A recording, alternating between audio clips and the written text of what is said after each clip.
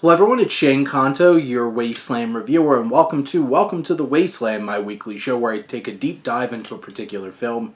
And my God, we're taking a break from John Ford to bring you a new Coen film from Ethan Coen and his wife Trisha Cook, and that is Drive Away Dolls. And joining me for this special episode is my wife and biggest Coen Brothers fans in the world. Jess, thank you so much for coming on. You're welcome, Shane. Coen enthusiast. Coen enthusiast, here indeed. And if you haven't tuned into the show before, we have 3 segments. We have coming attractions for the first weekend in March, as we prepare for a new month, and we have our feature film, which we'll be talking about Drive Away Dolls, and some recommendations for you. So let's get things started with that opening weekend in the first weekend of March. Jess, what are you most excited for? Shit, I'm most excited for Dr. Spaceman. For those who haven't watched 30 Rock. He got his degree at the Hanoi School of Medicine. So, Jess here is interested in Spaceman, a thriller sci-fi film starring Adam Sandler on Netflix, and also Paul Dano, Carey Mulligan. So, Jess, why are you excited for this one? I think it looks neat. Okay. It's that Marge meme where she's like, I just think he's neat. Well, and I know you mentioned before we recorded that that it's interesting because it's Adam Sandler in a serious role, so I guess you could throw that one in there too. I was very much smarter 4 minutes ago.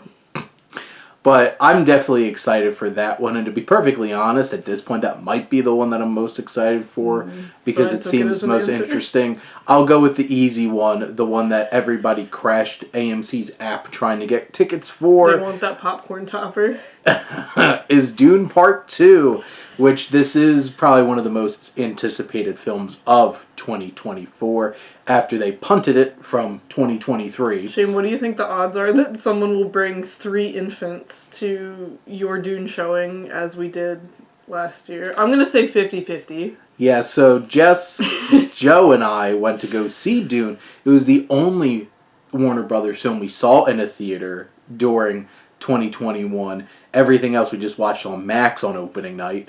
But we went, and so did 3 babies. And a 15-year-old who screamed at the babies and made just as much noise being a little asshole. Also, there was a 2-year-old with a tablet, but he was pretty quiet. It's just I could see the tablet from the top. Not a great experience. Yeah, but I like Dune more than Cocomelon for what it's worth. Yeah. I will be watching Dune Part 2 at Lincoln Square AMC on the largest screen possible in the United States. And I cannot wait to see Timothée Chalamet's giant-ass head on the screen. And giant worms. And not the ones that hopefully people won't be fiddling around with their popcorn containers. Because the internet is terrible and people can't handle the fact that... All I'm saying is the design could have been better and less... It looks like the worm, though. Everybody's got to go with, oh my God, it looks like a sphincter. It's like somebody's going to be... like the worm wussy. Not to go off on too much of a tangent, but does it look more like a vagina or it looks like an asshole? I'm pretty sure it looks more like an asshole. Yeah, but it's not as funny a name as it is adding wussy to the end of things. Wussy? Worm wussy. Oh my God. What have we done? What has humanity done? Because this is what people are talking about a month out from seeing Dune Part 2. Look, all I'm saying is that it could be a plant. It could be for publicity. And if so, it worked. So fair play to you, Dune marketing people. All I want to do is see if Denis Villeneuve can stick the landing after offering a great first half of a movie with Dune. I thought you were going to say you wanted to see if he designed the bucket. No. I was trying to get away from talking about the bucket, Jess, but you're continuing to try to talk about the bucket. Because I actually care about seeing Dune Part 2. Wow, look at this guy over here caring about movies instead of pop culture and memes. And Reddit, probably. I think that it's a phenomenon. I saw it on Instagram too. Hopefully people will be talking about how great Dune Part 2 is this opening weekend instead of talking about this popcorn container that nobody seems to stop talking about. What is more toxic to talk about? This Dune bucket or Taylor Swift at an NFL game? That is debatable. There's a lot of bets at this going point. on. There's a bet going on for how many times the camera will pan to her during the game. How many times will the camera pan to the people with their buckets of popcorn at their Dune screening? I'm excited for Dune. It's Denis Villeneuve. It's him following up Dune, which was a lot of people's favorite film from 2021. I couldn't love it, seeing as I felt like it didn't have an ending. But there's a lot of things that I loved about it, and I cannot wait to see more Stellan Skarsgård in his giant bodysuit. His homage to Marlon Brando from Apocalypse Now. I was going to say Heart of Darkness, and I just couldn't. Yeah, so it'll be interesting to see how they stick the landing with this, and if it'll make enough money for us to see Dune Messiah, which is the planned third film, potentially, if they get it. All the way down. Denise Dunin all the way down. Wow. There you go. For the logo, they could have the Dune font, because it's all the one thing, and they could make it a 3. There you go. Dune Part 3. But we're not here to talk about Dune or the popcorn bucket. We're here to talk about... Bringing it back up now, Shane. It's in your mind. We're here to talk about Ethan Coen's first film after him and Joel stopped directing and writing films together. Apparently they're going to be producing something together, but that's not good enough for me. But we do have Ethan Coen and his wife Patricia Cook, who co-wrote Drive Away Dolls. In this film, Jamie regrets her breakup with her girlfriend, while Marion needs to relax. In search of a fresh start, they embark on an unexpected road trip to Tallahassee. Things quickly go awry when they cross paths with a group of inept criminals. Sounds like a Coen Brothers film. Jess, what are your thoughts on Drive Away Dolls? I thought it was a lot of fun. Yep. What were some of the things that stuck out to you most about the film? I liked the dynamic between the two of them. I thought it was a very fun friendship. I related to that. Friends. Related to that. I related to both of them together and separately, which, always touches a special place in my heart. If you could feel those relatable threads going through multiple characters, it really hits. Yeah, I think the biggest strength of this film is Margaret Qualley and Geraldine Viswanathan. And Qualley just has this very, went for it Texas accent. Foghorn Leghorn if he were Texan. And really went for it. And she is ridiculously charismatic. I love the energy that Jamie has as a character. She's very much the one who wants to go lesbian it up all the time. And boy, do we get to see her lesbian it up in her first scene in the movie. Lesbian it hard. And that's one thing about this film is this goes hard in terms of... We love it. It's very lesbian everywhere. Gay, it's hot, it's in. Gay is hot, gay is in. I want some gay it's gonna be.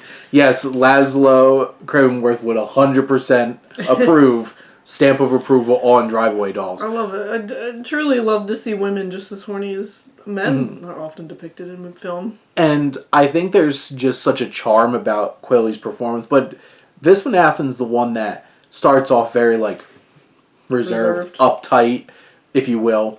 At least that's the perception of her. She has middle-aged woman clothes on, and I love seeing her slowly breaking down those barriers, and their chemistry is incredible.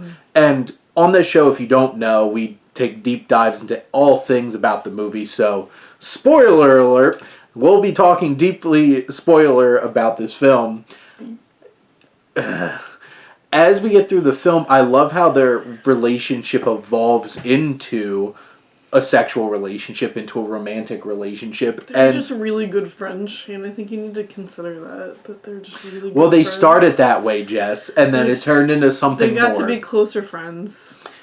Yes, as they were definitely having sex with each other, getting just matching really dildos friends. Together. Just great friends. So, like, at the core of it, there's this great relationship. Handmade dildos. I want to emphasize that they're handmade. Yes.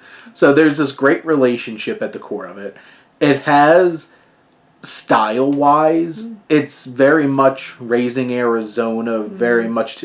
I would say this is most Intolerable Cruelty out of all of them, and I wouldn't be surprised if Intolerable Cruelty was more of like an Ethan project based off of this. I feel like it's just to the side of realistic of Intolerable Cruelty, maybe. It's just like, to the side of silly. This is...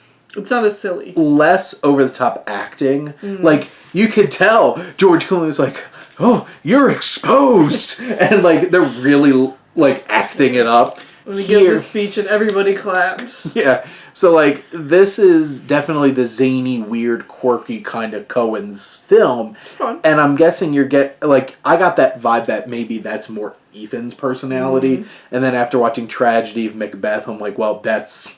Joel's, I guess. Inside you there are two wolves. Yeah, two Coens. But here, the editing is big. It's bold. It's like boing, and like you see like it's fun. It's fun transitions between scenes, and Trisha Cook, Ethan Coen's wife, is the one who edited the film. So you could definitely see there's a lot of Dutch angles. There's a lot of like sweeps or like legitimately like a frame will like fall down like boom, and then into the next scene. Sometimes more dramatic than the whole film is about women who are gotta drive away to Tallahassee. There are amazing edits in this film full of dildos. From the face of Willie Penn in Philly. I love that. Cuts to a woman being eaten out. I love it. Having a lot of It's what Billy Penn would have wanted. It was just like, that edit was just perfect. It's so fantastic. And like the crazy weird like close-ups of statues and all that kind of stuff. Yeah, who was the other one? De Leon? Ponce de Leon at the end of the film Looking old judgy himself. Yeah, which this film knows when to have fun. There are a couple of, I think, stylistic choices. Like, it keeps cutting to this weird psychedelic thing whenever it references the briefcase and the hat box that are like the MacGuffins of the film. You wind up finding out what it's about. Yeah. Which, of course, Jess knew. When they revealed, like, you said that's a real person, right? What? Oh, the plaster caster lady? Yeah, there was really a lady who I think she took like 200 plaster casts. I think she's still alive. You can look her up. So, the fact that this movie went in that direction, that, like... She's got like 200 dicks. The Pulp Fiction, like, what's in the briefcase? Yeah, I wasn't sure we were going to turned into a bunch of actual casts of real men's dicks. It was absolutely hilarious. I think it was Mick Jagger maybe was interviewed about it, and he said the worst part was your pubic hair getting stuck in the plaster. Oh, they made that joke in Neighbors. Was that Neighbors or Neighbors 2 when they sell the... I think it might have been Neighbors... I forgot which one it was. Because I haven't seen that. Yeah, Neighbors 2, and the one guy didn't get the memo to shave beforehand. God bless you. Thank you. But, like, the MacGuffin of this film, it's a MacGuffin. It's very clearly a MacGuffin, but it's so ridiculous. It fits the bill, but every time it cuts to this weird psychedelic thing... I get by the end of the film what it really meant and like what it was alluding to, but I felt like it was distracting throughout the film. And I feel like there's just stylistic choices that like, this is bold. This went there. And some of it's just a little too much. And I think a couple of things felt a little too Coen Brothers familiar. Like, there's two goons that are following them. Yeah. And they're very much the two goons from Fargo. Except, like, nothing against Joey... Slotnick and C.J. Wilson. I think they both were really good in their roles. They're not Steve Buscemi and Peter Stormare. Like, they don't live up to that, but they're still fun. Yeah, they're fun. And then you have, like, Coleman Domingo, who's very classy. reading his book throughout. Yeah. And his limo driver. Yeah, and you even get Pedro Pascal in the opening sequence and his head a couple of times throughout the rest of the film. He's overacting like crazy in the opening sequence, and then Matt Damon basically mirrors that at the end of the movie. But the real standout in terms of like supporting cast, because this is a Coen Brothers film, is Bill Camp's Curly.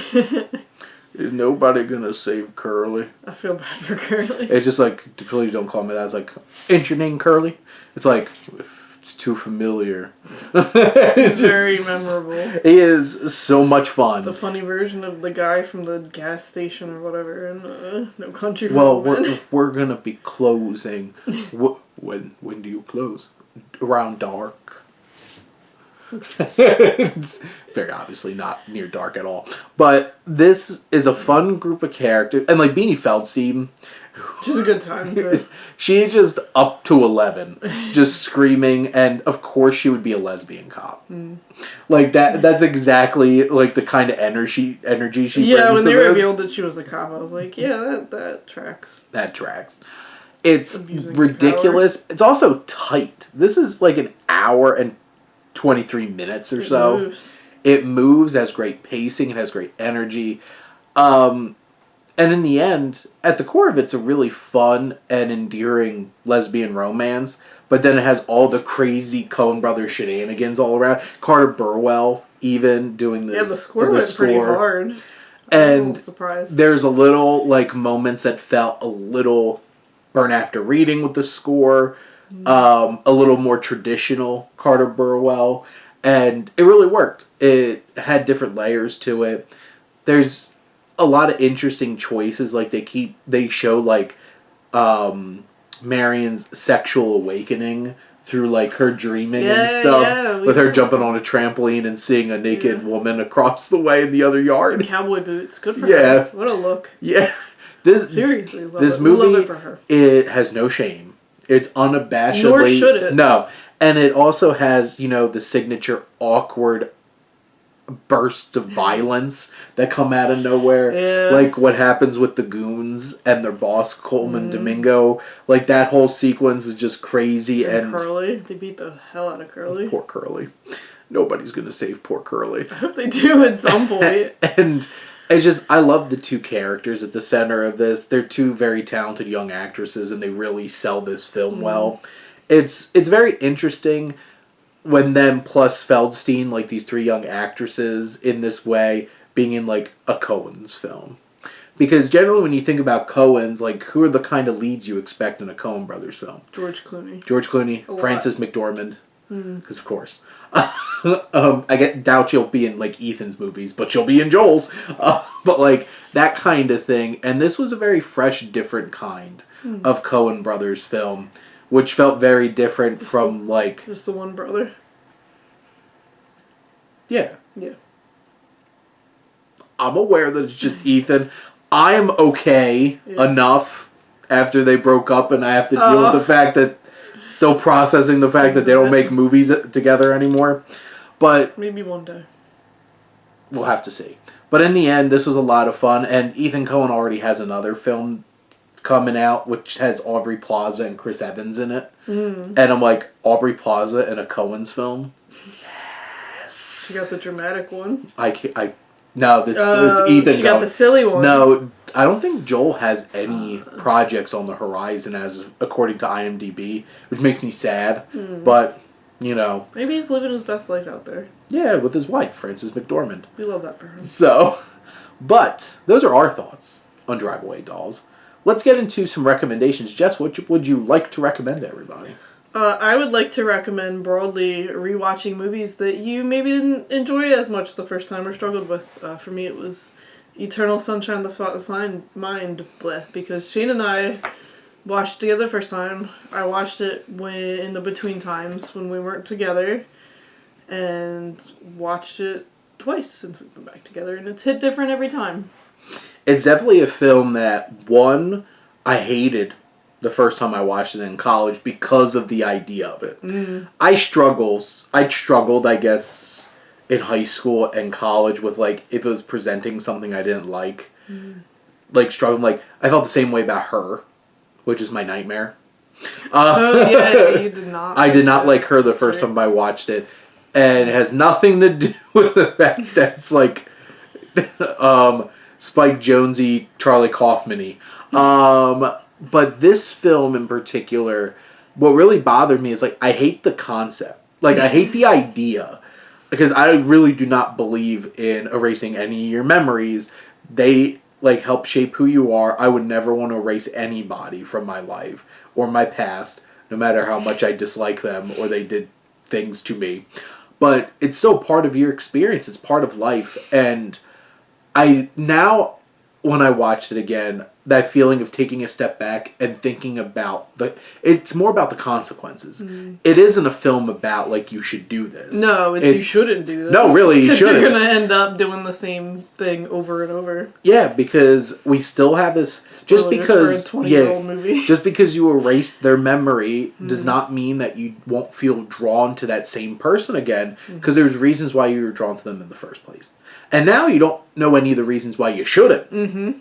And that's the problem. Yeah, wasn't the original ending that they ended up together forever? Like, they just infinitely ended up together? That I don't know. I read that somewhere. Someone told me that. Yeah. That is an interesting And they said it was, like, too depressing, because it was, like, them old and still doing the same thing. Oh, my.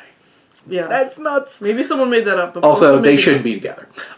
Just throwing that out there. But, you know... spend enough time apart. I think you need to... Well, you need to have that.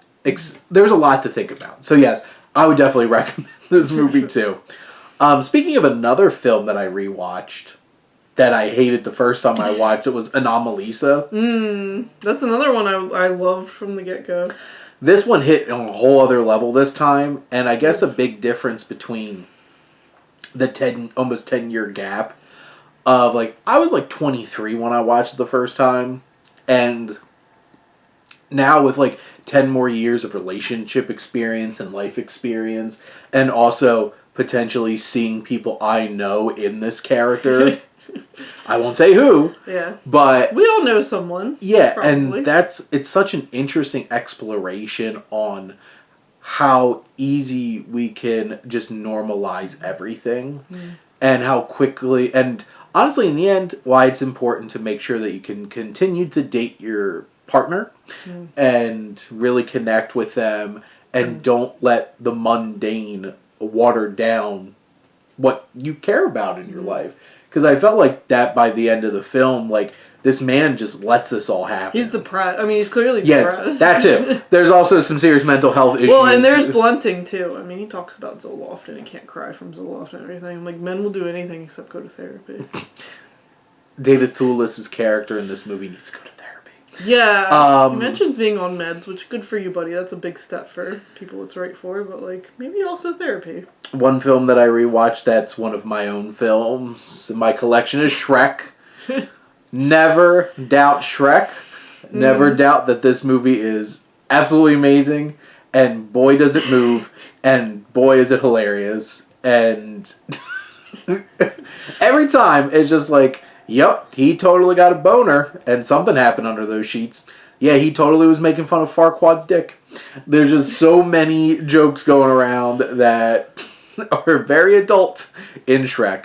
And check out my episode of Wasteland Vintage Roadshow that my buddy Joe's going to be on to talk about Shrek. Oh, that's why you rewatched it. Correct. And one new film that I saw that I'd recommend is A Letter for a Pig. It's one of the animated films nominated for best animated short film at the Oscars.